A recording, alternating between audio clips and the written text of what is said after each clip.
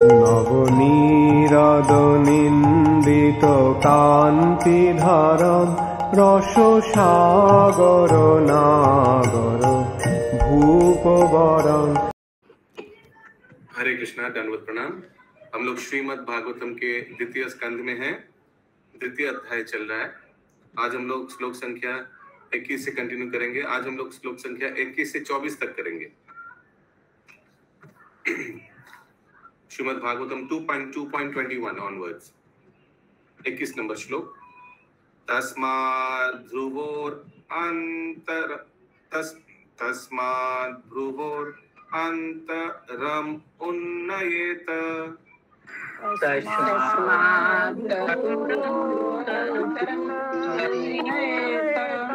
निरुद्ध सप्तायतनो अनपेक्ष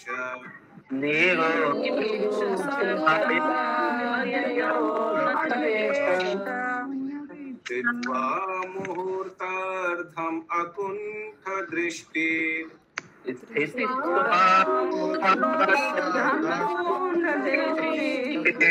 निर्भेद्य मूर्ध्वं विसृजेत् परं गता।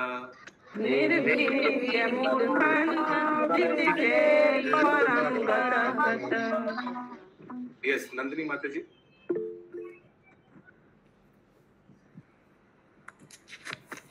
हरे कृष्णा प्रभु जी, धन्यवाद प्रणाम।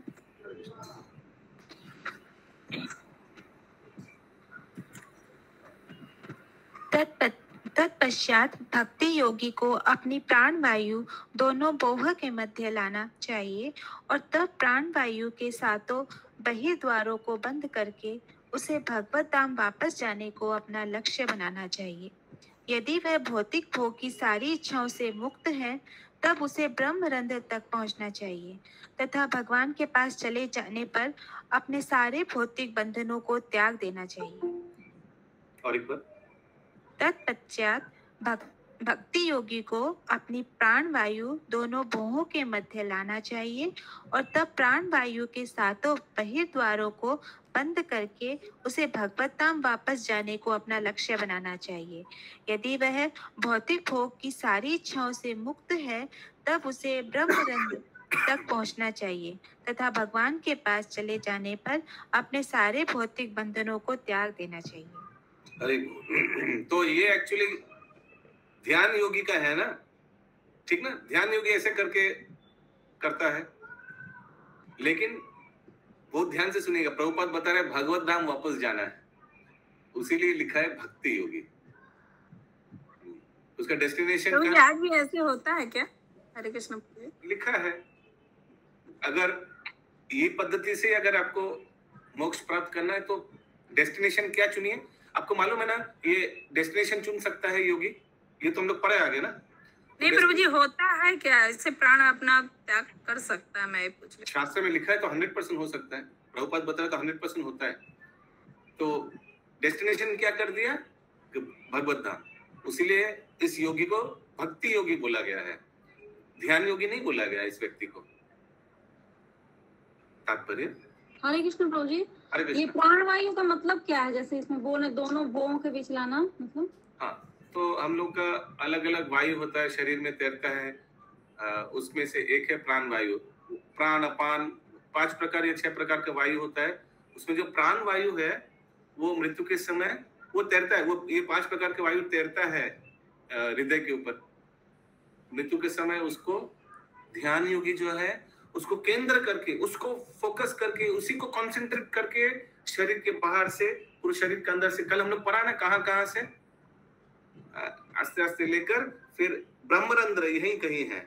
ब्रह्मरंध्र एक्चुअली आप लोग देखे होंगे, छोटा बच्चा का अगर देखिएगा ना, जो 6 साल का 6 महीने का होता है, उसका सर में ना कुछ एक जगह होता है जो थोड़ा अच्छा तालू क्या बोलते हैं, बाद में वो परिपक्व हो जाता है जब 1-2 साल हो जाता है। वो स्थान लगभग है जहां से निकल जाते हैं प्राण। ये किसके लिए? ये ध्यान योगी के लिए है। भक्त लोग को ब्रह्मरंध्र बोलते हैं प्रभु जी, 24 घंटे। हाँ यस, वही पोजीशन है। तात्पर्य यहाँ पर सारे भौतिक बंधनों को त्यागने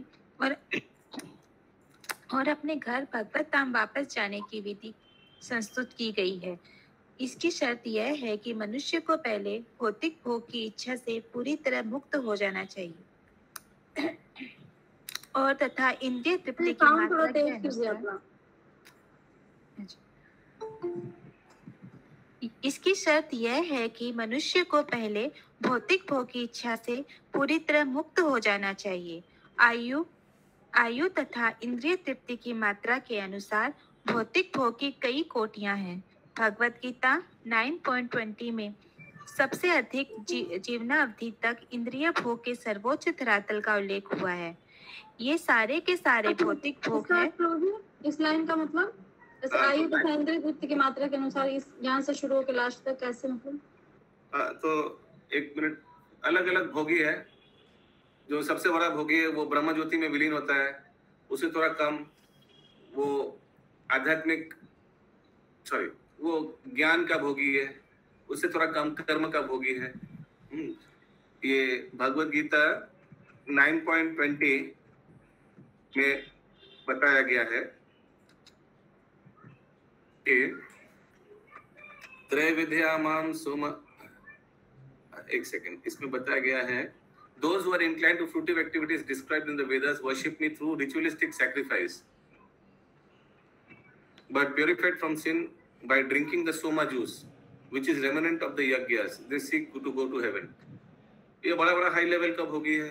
भगवान बताते हैं इस श्लोक में कि यज्ञ करके सोम रस प्राप्त करता है।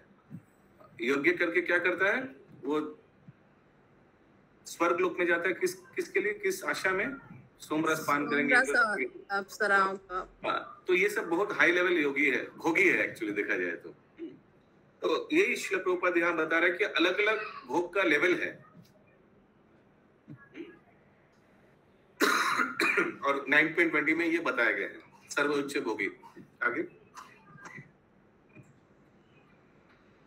तो यहाँ पर सर्वोच्च धरातल क्यों लिखा प्रभु जी? सर्वोच्च धरातल का उल्लेख हुआ है। हाईएस्ट प्लेन ऑफ सेंसुअल, धरातल माने standard, highest plane, highest standard. सबसे ज्यादा स्टैंडर्ड क्या है भोगी का?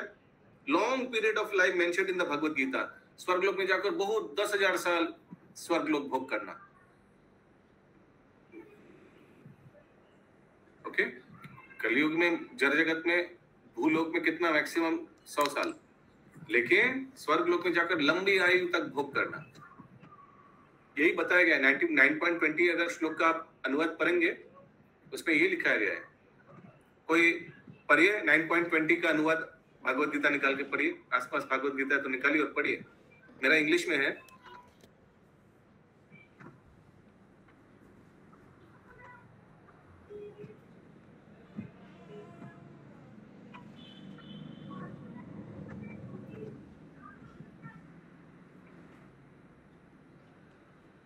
Those who are inclined to the fruitive activity described in the Vedas worship me through ritualistic sacrifice, being purified from sin by drinking the soma juice, somras, which is the remnants of the yajnas. They seek to go to heaven. By virtue of their pious deeds, they go to the abode of Indra. Indra lok jata hai, the king of heaven, and enjoy the pleasure of celestial gods. देवी देवता का जो इंद्र भोग है वो सब enjoy करता है ये व्यक्ति। पढ़िए शशि माता जी। जो वेदों का अध्ययन करते तथा सोम रस का पान करते हैं वे स्वर्ग की प्राप्ति की गवेषणा करते हुए अप्रत्यक्ष रूप से मेरी पूजा करते हैं। वे पाप कर्मों से शुद्ध होकर इंद्र के पवित्र स्वर्गिक धाम में जन्म लेते हैं जहां वे देवताओं का सा आनंद भोगते। तो ये श्लोक में क्या बताया सुखदेव गोस्वामी? यही बता है कि अगर भक्ति योगी भगवत धाम जाना चाहता है तो भोग को त्याग करना पड़ेगा। और भोग का प्रभुपाद बताता है अलग अलग लेवल है। सर्वोच्च लेवल 9.20 में भगवान बताते हैं। ठीक है, अभी क्लियर है? आगे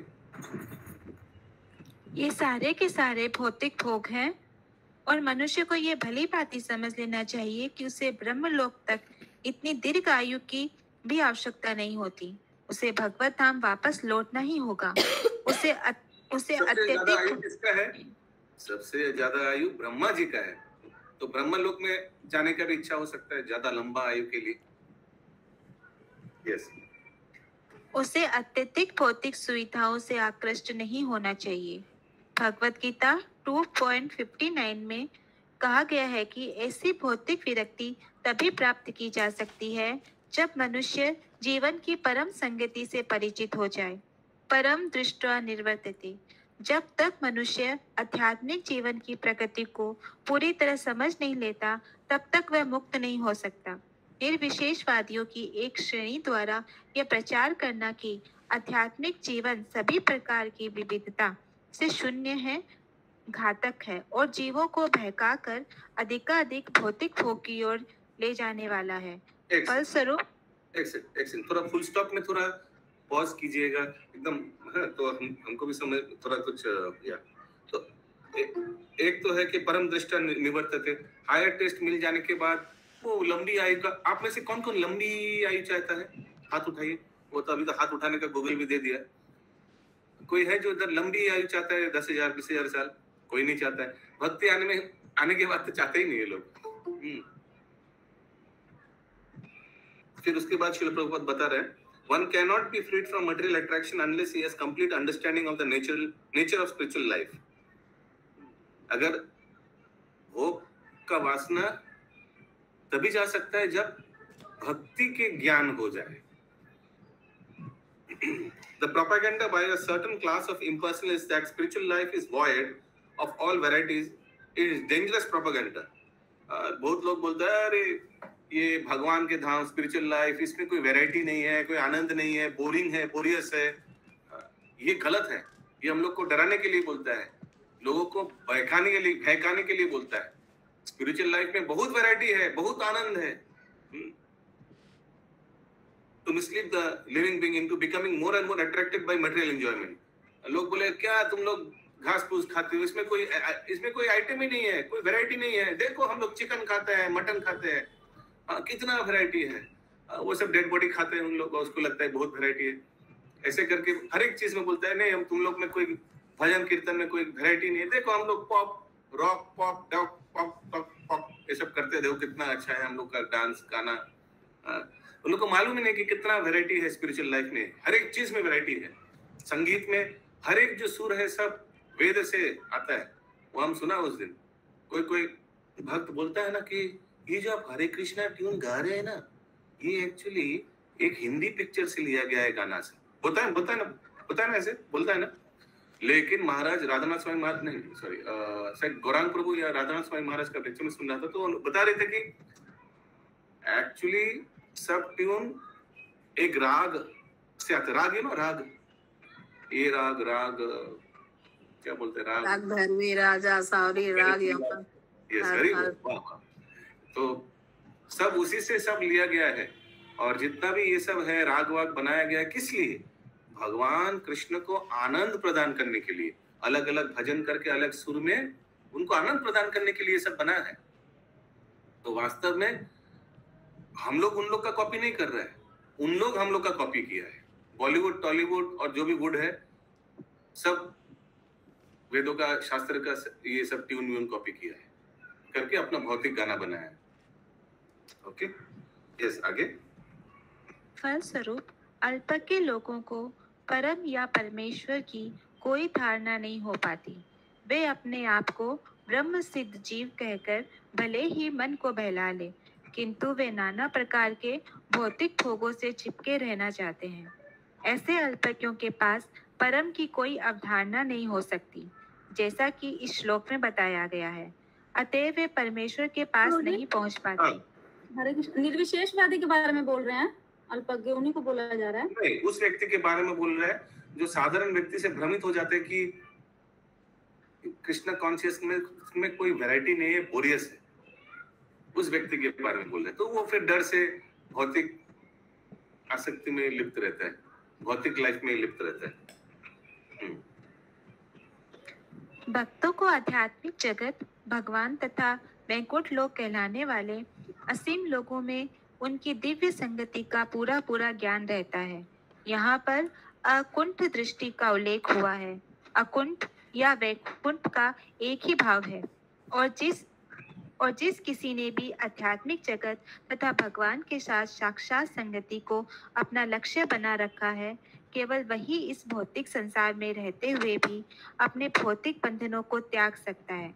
यह परम शब्द तथा भगवत गीता में कई स्थानों पर आया परम धाम शब्द एक ही है। जो भी परम धाम को जाता है वह कभी इस भौतिक जगत में लौटकर नहीं आता। ऐसी मुक्ति भौतिक जगत के सर्वोच्च लोक को प्राप्त करने पर भी नहीं मिल सकती। प्राण वायु 7 छिद्रों द्वारा ऐसी मुक्ति भौतिक जगत का कोई मुक्ति इतना बड़ा अवार्ड नहीं हो सकता है। भौतिक जगत में मैक्सिमम ब्रह्म लोक तक पहुंच सकते हैं, लेकिन उसका भी आयु सीमित है, फिर वापस आना पड़ेगा भूलोक। लेकिन परम धाम पहुंचने से वापस नहीं आना पड़ता है, भगवान के धाम पहुंचने से वापस नहीं आना पड़ता है। कैसे आगे? प्राण वायु 7 छिद्रों द्वारा निकलती है। ये है 2 आंखें, 2 नथुने, 2 कान, 1 मुंह। सामान्यतः मनुष्य की मूर्ति के ये अलग अलग जगह से प्राण वायु निकल सकता है, लेकिन श्रेष्ठ नहीं है। श्रेष्ठ क्या है योगी के लिए? कि ब्रह्मरंध्र से निकले प्राण वायु। यस, आगे। सामान्यतः मनुष्य की मृत्यु के समय यह वायु मुंह से होकर निकलती है, किंतु जैसा कि ऊपर कहा जा चुका है, जो योगी प्राण वायु को अच्छी तरह से वश में करता है वह सिर में ब्रह्मरंध्र को भेद करके प्राण वायु का त्याग करता है। अतएव योगी उपयुक्त 7 छिद्रों को बंद कर देता है, जिसे प्राण वायु सहज ही ब्रह्मरंध्र से होकर फूट निकले।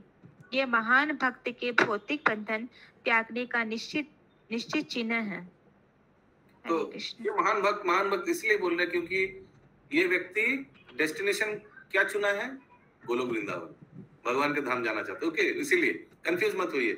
ये ध्यान योगी है, लेकिन इसका लक्ष्य है गोलोक वृंदावन, इसीलिए प्योर डिवोटी बताया गया है। अनुवाद में गया भक्ति योगी।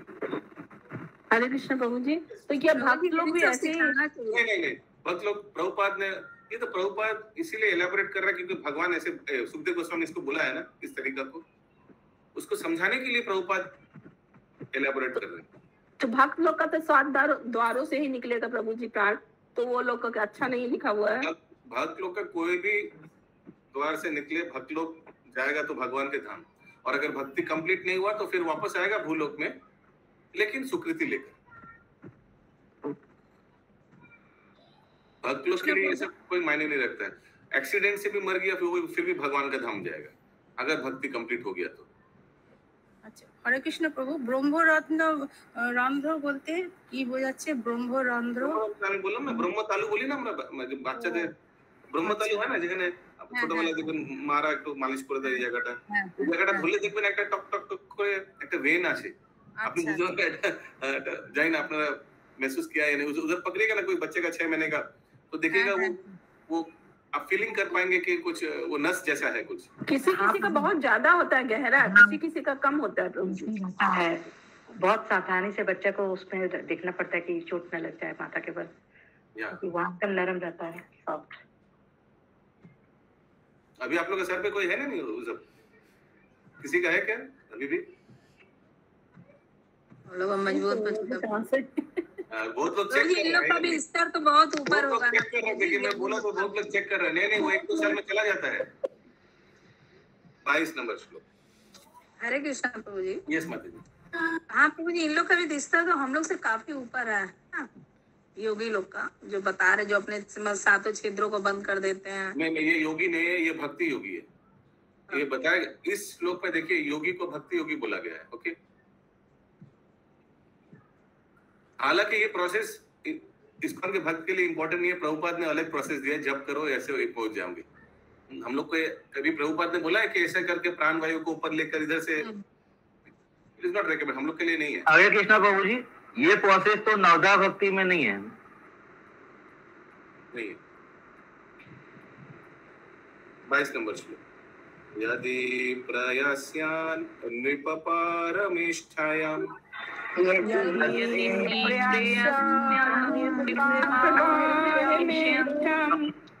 वैहायसानाम् उत यत् विहारम्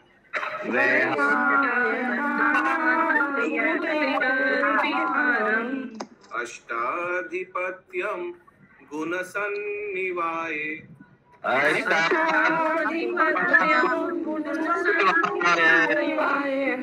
सहैव गच्छेन् मनसेन्द्रियश्च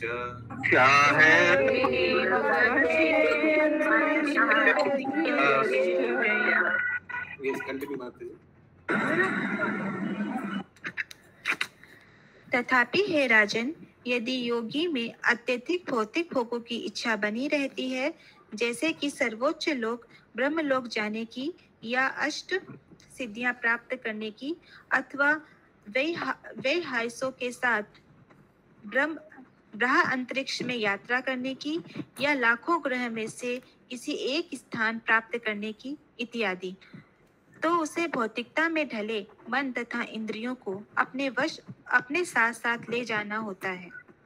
हरे कृष्ण। देखिए, अभी अनुवाद में भक्ति योगी वर्ड यूज नहीं किया है, ठीक है? क्यों नहीं किया है? क्योंकि ये व्यक्ति गोलोक वृंदावन नहीं जाना चाहता है, तो ब्रह्मलोक यहाँ वहाँ घूमना चाहता है 14 भुवन में। तो अगर यहाँ घूमना है तो अपना मन और इंद्रिय को लेके घूमना पड़ेगा ना। भौतिक मन भौतिक इंद्रिय लेके घूमना पड़ेगा, ठीक है?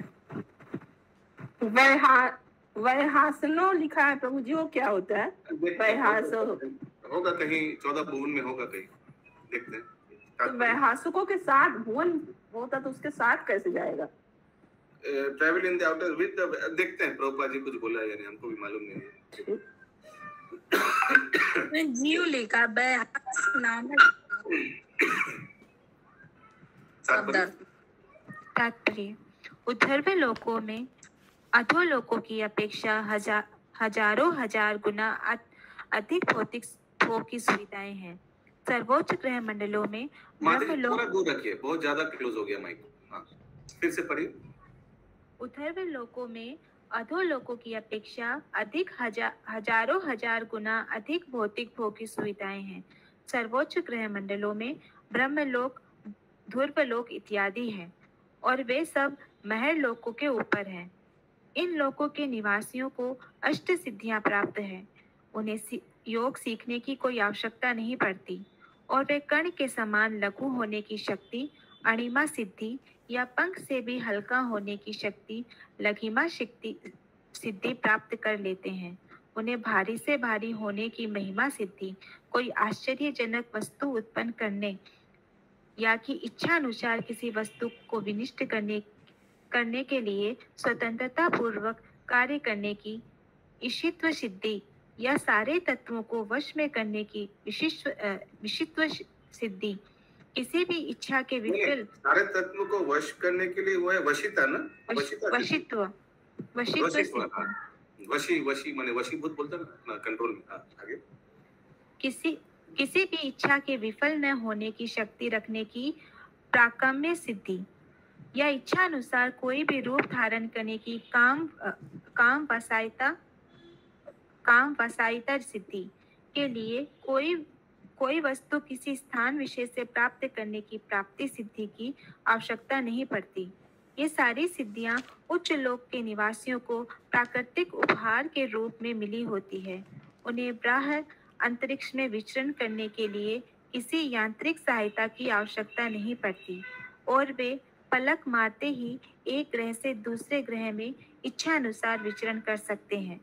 पृथ्वी के निवासी तो निकटतम ग्रह तक भी यांत्रिक यान यथा अंतरिक्ष यान के बिना यात्रा नहीं कर सकते, किंतु ऐसे उच्च लोकों के प्रतिभा संपन्न निवासी सारा काम आसानी से कर लेते हैं।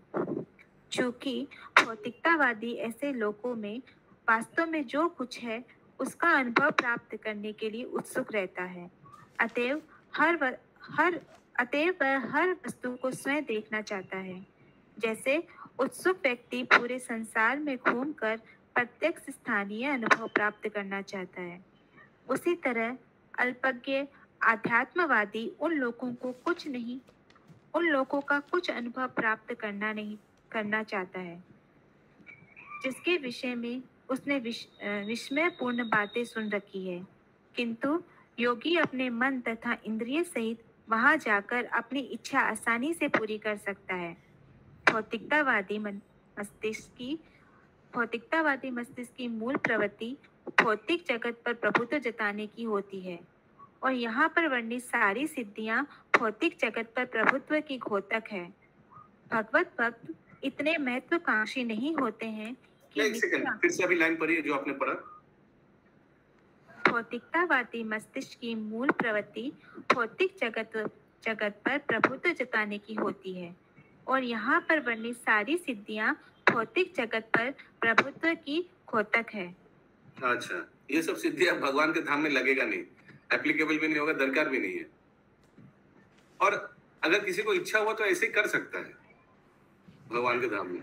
हरे कृष्णा प्रभु जी, तो ये यहाँ पे बता गया कि भौतिक जगत पर प्रभुत्व जमाने का मतलब ये कि वो तो कंट्रोलरशिप मेंटालिटी है ओवर द मटेरियल, मतलब ये सब सिद्धि प्राप्त करता है। हाँ, तो वो तो भगवत भक्ति में कैसे लगेगा?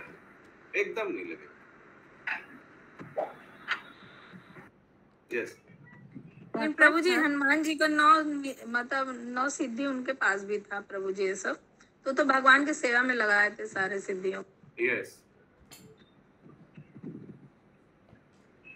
भगवत भक्त इतने महत्वाकांक्षी नहीं होते हैं कि मिथ्या तथा क्षणभंगुर घटना पर प्रभुत्व जताना चाहे। इसके विपरीत भक्त तो परम भोक्ता भगवान द्वारा शासित होना चाहते हैं। भगवान या परम अधिष्ठता की सेवा करने की इच्छा आध्यात्मिक या दिव्य है और आध्यात्मिक जगत में प्रवेश पाने के लिए मनुष्य को मन तथा इंद्रियों की यह शुद्धि प्राप्त करनी होती है। भौतिकतावादी मन से मनुष्य ब्रह्मांड के सर्वश्रेष्ठ लोक में पहुंच सकता है, लेकिन भगवत धाम में कोई भी प्रवेश नहीं पा सकता। इंद्रिय तृप्ति में रत न रहने पर इंद्रियां आध्यात्मिक रीति से शुद्ध कहलाती है। इंद्रियां कार्यरत रहना चाहती है और जब वे ही इंद्रियां भगवान की दिव्य प्रेममयी सेवा में पूर्ण रूप से प्रवृत्त रहती है तो वे भौतिक दूषणों से कलुषित नहीं हो पाती। हरे कृष्ण। तो भगवान की सेवा में जब इंद्रिय लगता है तो वो कलुषित नहीं हो सकती। 23 नंबर श्लोक। योगेश्वराणां गतिमाहुरन्त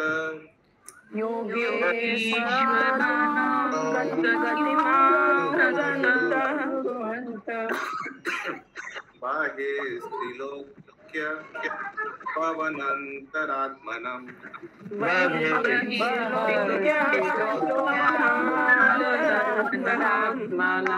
कर्मभिस्तं गतिमाप्नुवन्ति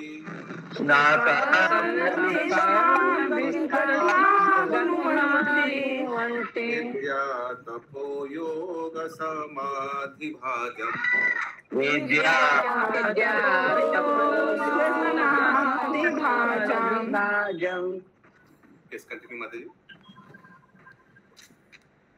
अध्यात्मवादियों का संबंध आध्यात्मिक शरीर से होता है। फलस्वरूप अपनी भक्ति, तपस्या, योग शक्ति तथा दिव्य ज्ञान के बल पर वे भौतिक जगत के भीतर तथा बाहर अबाध रूप से विचरण कर सकते हैं, किंतु सकाम कर्मी या निपट भौतिकतावादी इस तरह मुक्त रूप से कभी विचरण नहीं कर सकते। तात्पर्य भौतिकता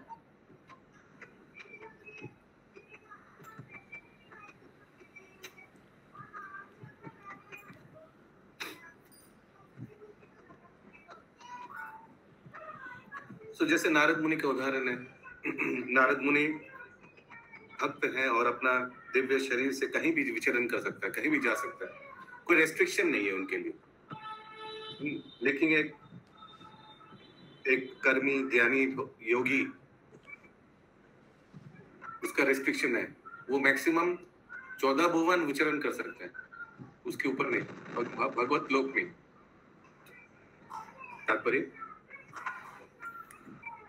भौतिकतावादी विज्ञानियों द्वारा यांत्रिक यानों की सहायता से अन्य ग्रह तक पहुंचने के सारे प्रयास केवल निरर्थक है। तथापि पुण्य कर्मों द्वारा मनुष्य स्वर्ग लोक पहुंच सकता है, किंतु ऐसे यांत्रिक या भौतिकतावादी कार्यों द्वारा, चाहे वे स्थूल हो या सूक्ष्म, मनुष्य स्वर्ग या जनलोक से आगे नहीं जा सकता। जो अध्यात्मवादियों को स्थूल भौतिक शरीर से कुछ लेना देना नहीं रहता, वे भौतिक जगत के भीतर या बाहर कहीं भी विचरण कर सकते हैं। भौतिक जगत के भीतर वे महर, जनस, तप तथा सत्य लोक में और भौतिक जगत के परे वैकुंठ लोकों में भी वे बिना रोक टोक अंतरिक्ष यात्री के रूप में विचरण कर सकते हैं। नारद मुनि ऐसे ही अंतरिक्ष यात्री का एक उदाहरण है और दुर्वासा मुनि ऐसे ही योगियों में से एक हैं। प्रत्येक व्यक्ति भक्ति, तपस्या, योग शक्ति तथा दिव्य ज्ञान के बल पर नारद मुनि या दुर्वासा मुनि की भांति विचरण कर सकता है।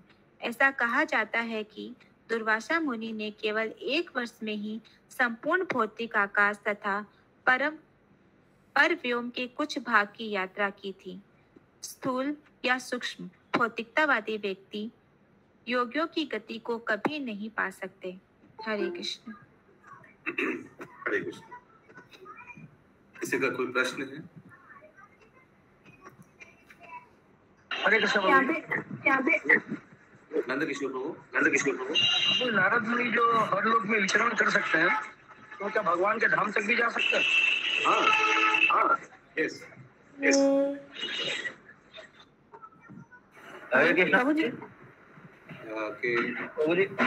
उनका ये सूक्ष्म शरीर रहता है या भक्त है तो वो कोई भी लोग जा सकता है। 14 भुवन के बाहर भगवान के कोई भी धाम, वैकुंठ लोक कहीं भी जा सकता है। दुर्वासा मुनि भी तो शिव जी के अवतार जा ही सकता है। ये पंकज नेत्र वजिष्ठ प्रभु जी, ऐसे दुर्वासा ऋषि और नारद मुनि का इनका तो मटेरियल बॉडी तो नहीं होगा, फिर सूक्ष्म शरीर रहता है या कैसा बॉडी होता है? ये लोग नित्य मुक्त भक्त हैं। ट्रांसेंडेंटल बॉडी है, ये भक्त है, नित्य मुक्त, नित्य बद्ध, नित्य मुक्त भक्त है। बद्ध भक्त नहीं है, कंडीशन सोल नहीं है। तो इन लोग का सूक्ष्म शरीर रहता है, पूरा स्पिरिचुअल बॉडी रहता है, कहीं भी जा सकता है। 5 तत्व से बॉडी नहीं है इनका। ये शशि माता जी। तो मुझे यहाँ पे एक लाइन आया था कि ऐसे यांत्रिक या भौतिकतावादी कार्यों द्वारा, चाहे वो स्थूल हो या सूक्ष्म, मनुष्य स्वर्ग या जनलोक से आगे नहीं जा सकता।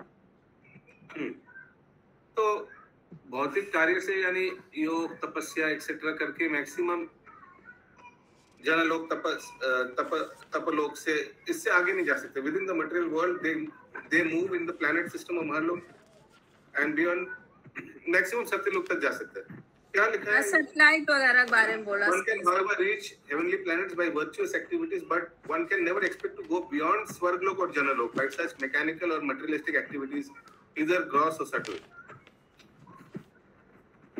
यानी यहाँ लिखा है virtuous activities, यानी पुण्य कार्य करके कोई स्वर्गलोक या जनलोक तक जा सकते हैं मैक्सिमम, पुण्य कार्य करके। स्थूल शरीर से तो नहीं जा सकता प्रभु जी ना, सूक्ष्म शरीर से लिखा है, स्थूल या सूक्ष्म दोनों से जा सकता है। The material scientists endeavor to reach the other planets by mechanical. One can however reach heavenly planets by virtuous activities, but one can never go beyond Swarglok or Janlok by mechanical or materialistic activities, either gross or subtle. Mute. But one can never expect to go beyond Swarga or Janalok by such mechanical or materialistic activity, either gross और subtle. शरीर का gross subtle नहीं बोला जा रहा है, कार्य का ग्रॉस सटल बोला जा रहा है। सूक्ष्म शरीर का नहीं, कार्य का बताया जा रहा है। यानी one can never expect to go beyond Swargalok और जनलोक। तो पुण्य कार्य करके स्वर्गलोक या जनलोक तक जा सकता है व्यक्ति, लेकिन कोई भी भौतिक कार्य करके इधर ग्रॉस और सटल, ना भौतिक कार्य सूक्ष्म और स्थूल कैसे हो सकता है? जैसे पुण्य कार्य, दान वान करना, ये स्थूल कार्य है। सूक्ष्म कार्य क्या है? योग पद्धति। एक जगह बैठे तो कोई स्थूल कार्य, योग पद्धति जब जोड़ने का प्रयास करे, कहीं जाने का प्रयास करे, वो स्थूल कार्य हो, वो सूक्ष्म कार्य हो गया। लेकिन ये करके मैक्सिमम जनलोक तक जा सकता है व्यक्ति,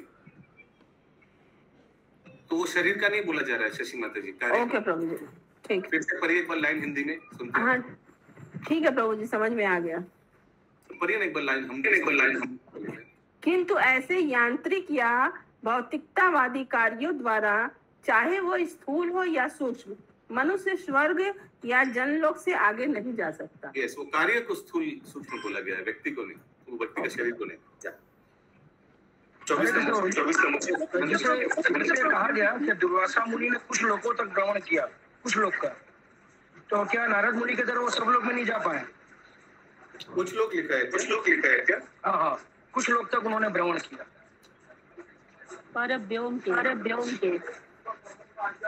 इंग्लिश में part of spiritual space within Narad मुनि का तो आई थिंक फुल एंट्री है, वैकुंठ में कहीं भी जा सकता है, लेकिन दुर्वासा मुनि का थोड़ा पार्ट एंट्री है, क्योंकि हो सकता है दुर्वासा मुनि भी कभी कभी वैष्णवों के ऊपर अपराध किया है, इसीलिए Narad Muni is much more elevated devotee than Durvasa Muni, इसीलिए वो इतना हाई लेवल का डिवोटी नारद मुनि, इसीलिए उनका वीजा पासपोर्ट सब जगह है, माने वेलकम वीजा, कहीं भी जा सकते हैं। और दुर्वासा मुनि के लिए थोड़ा रेस्ट्रिक्शन है, वैकुंठ में जा सकता है लेकिन उसमें भी थोड़ा कंडीशन है यहाँ तक। यस করবি মাতাজি কিছু বলছিলেন? হ্যাঁ প্রভু, এখানে বলছে পরমার্থবাদীরা যারা স্থূল জড়দেহের প্রভাব থেকে মুক্ত, তারা এই জড় জগতের ভিতরে ও বাহিরে সর্বত্র গমনাগমন করতে পারেন। স্থূল জড়দেহের প্রভাব থেকে মুক্ত মানে কি বোঝাচ্ছে? কারণ কি এরা ভক্ত পরমাত্মবাদীরা, মানে they are talking about devotees. Devotees তো স্থূল শরীর এবং জড় শরীর তো নেই, তারা এইসবে মুক্ত, তারা যেখানে খুশি যেতে পারে, যেমন নারদ মুনির উদাহরণ দিয়েছে। তো নারদ মুনি স্থূল শরীর, বা পঙ্কজ প্রভু যেমন জিজ্ঞেস করছিলেন নারদ মুনি কেমন শরীর, ওনার তো পঞ্চভূত দ্বারা শরীর না, পুরো একদম সচ্চিদানন্দময় শরীর ভক্তদের। ঠিক আছে প্রভু, না সচ্চিদানন্দময় শরীর ভক্তদের, হ্যাঁ ঠিকই বলছি। হ্যাঁ yes Ashish Prabhu, you are saying something? तो प्रभु, हाँ तो प्रभु जितने भी नित्य मुक्त जीव होते हैं उनका सबका शरीर सच्चिदानंदमय होता है।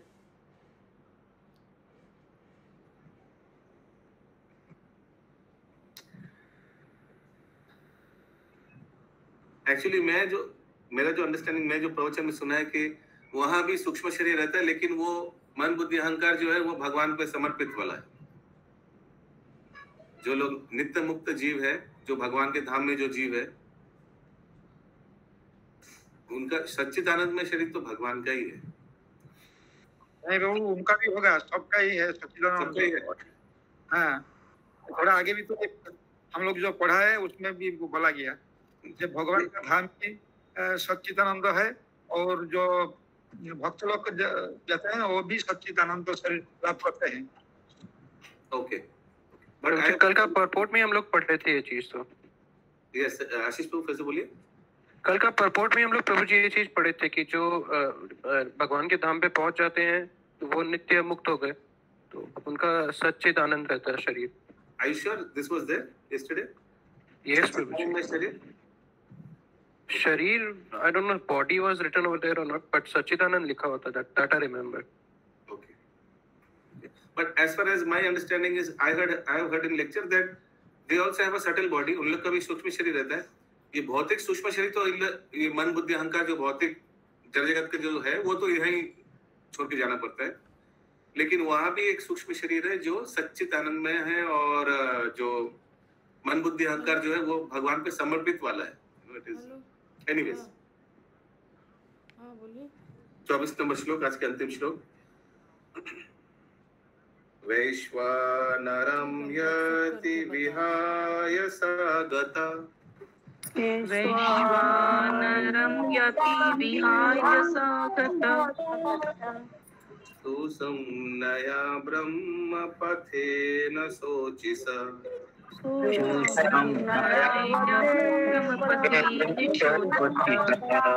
विधूतकल्को अथ हरेर उदास्त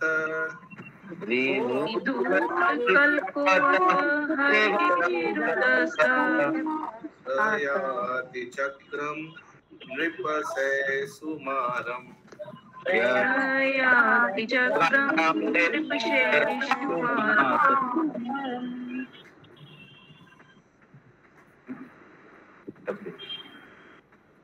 हे राजन, जब योगी सर्वोच्च लोक ब्रह्मलोक पहुंचने के लिए प्रकाशमान सुषुम्ना द्वारा आकाश गंगा के ऊपर से गुजरता है, तो वह सर्वप्रथम अग्निदेव के ग्रह वैश्वानर पर जाता है, जहाँ पर सारे कल्मशों से परिशुद्ध हो जाता है।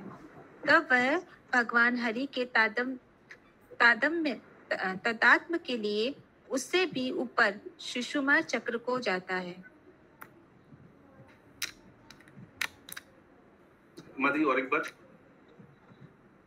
हे राजन, जब योगी सर्वोच्च लोक ब्रह्मलोक पहुंचने के लिए प्रकाशमान सुषुम्ना द्वारा आकाश गंगा के ऊपर से गुजरता है, तो वह सर्वप्रथम अग्निदेव के ग्रह वैश्वानर पर जाता है, जहाँ पर वह सारे कल्मशों से परिशुद्ध हो जाता है। तब वह भगवान हरि से तदात्म के लिए उससे भी ऊपर सुषुम्ना चक्र को जाता है। ओके, तो ये व्यक्ति ब्रह्मलोक जाना चाह रहा है, ये योगी है, ये भक्ति योगी नहीं है, ये ब्रह्मलोक जाना चाह रहा है, तो उनको अग्निलोक से पास करना पड़ेगा। ये वैहा या शस जो नहीं ये अलग है, वैश्वानरा यानी the planet of deity of fire, Agnilok से पास करना पड़ेगा और उधर सब उनका शुद्धिकरण हो जाएगा। सुषुम्ना माने प्रभु जी इंग्लिश में लिखा है इल्यूमिनेटिंग सुषुम्ना। अच्छा, तात्पर्य एक बार पढ़ लेते फिर एक बार क्लियर हो सकता है। एक नाड़ी होता है प्रभु जी, उसका नाम सुषुम्ना होता है। अकल तो शरीर में रहता है, शरीर में पीछे रहता, हड्डी में रहता है, लेकिन यहाँ पे अंकित प्रभु जी कल ये सुषुम्ना चक्र भी दिए थे प्रभु जी। अच्छा, प्रकाश मान सुषुम्ना वो चैट हम लोग का व्हाट्सएप ग्रुप में जो डाला था फोटो, उसमें जी उसमें एक ये आज्ञा चक्र के ऊपर एक और चक्र था, उसका क्या नाम था, सुषुम्ना चक्र ही था शायद। एक सेकंड, मैं एक बार फोटो देख लेता हूँ एक बार, अगर होगा तो फिर शेयर करने बोलेंगे, हम लोग एक बार देख लेंगे। हरे कृष्ण प्रभु जी, ये जो सुषुम्ना द्वार है ना, वो ब्रह्म शास्त्र चक्र है, दूसरा चक्र है माता जी, सुषुम्ना नहीं। हाँ विनीता माता जी। हाँ हरे कृष्ण प्रभु जी, सुषुम्ना द्वार जो है वो ब्रह्म रंध्र है, जो तालू होता है ना सिर के ऊपर, जहाँ बच्चे लोग को बता रहे थे वहीं पे। अच्छा, एक बार तात्पर्य पढ़ लेते हैं। प्रभु जी तात्पर्य में लिखा है, पढ़। हाँ, ध्रुव तारा तथा उसके आसपास का मंडल सुषुम्ना चक्र कहलाता है, जहाँ पर भगवान क्षीरोदक्षाई विष्णु के निवास स्थान का स्थानीय ग्रह आया हुआ है। वहां पर पहुंचने के पूर्व योगी को आकाश गंगा के ऊपर से होकर ब्रह्मलोक पहुंचना होता है। वहां जाते समय सर्वप्रथम वह वैश्वानर लोक पहुंचता है, जहां का देवता अग्नि पर नियंत्रण रखता है। इस वैश्वानर लोक में योगी भौतिक जगत के संसर्ग में रहने के कारण अर्जित समस्त पापों के मल से पूर्ण रूप से स्वच्छ हो जाता है। यहाँ पर आकाश गंगा को ब्रह्मांड के सर्वोच्च लोक ब्रह्मलोक को जाने वाले मार्ग के रूप में दिखाया गया है। हरे कृष्ण।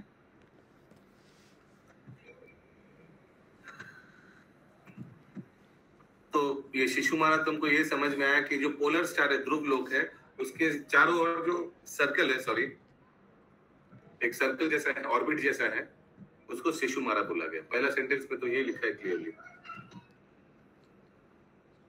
ठीक है, तो मैं अंकित प्रभु से निवेदन करूंगा हम लोग को काहुत पिन देने के लिए।